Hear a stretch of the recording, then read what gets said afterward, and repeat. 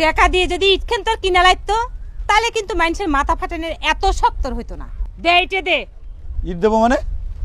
তুই কি কথা কইছিস শিবানী? বুঝছ না কি করছি?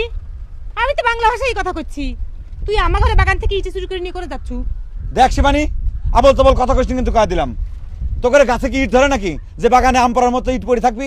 কথা কয়ে আবার মন ভেঙে দিছিস। একদম ইট মারি দিলাম কিন্তু খালা কিন্তু গুল্লা।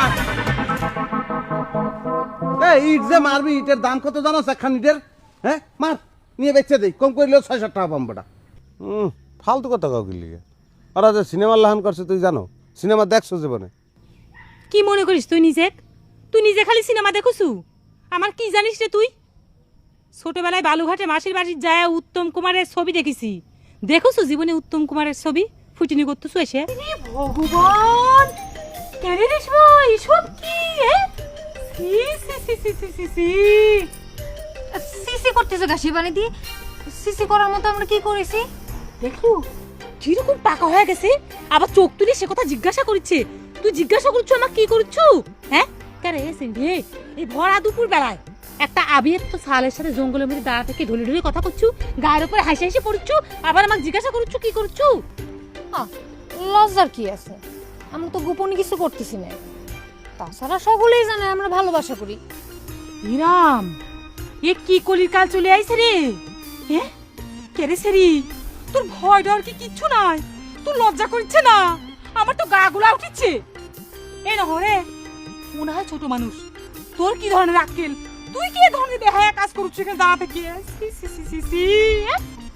এই শিবানী, এই জন্য তোর উপর রাগ হয়। নিজে তো বিয়ের সাথে প্রেম ভালোবাসা না করে লাউয়ের বস হয়ে গেছো, অন্য করে সেরাম পাবো না। রেশমি কলা শুনিসনি? আমরা দুজনে ভালোবাসা করি।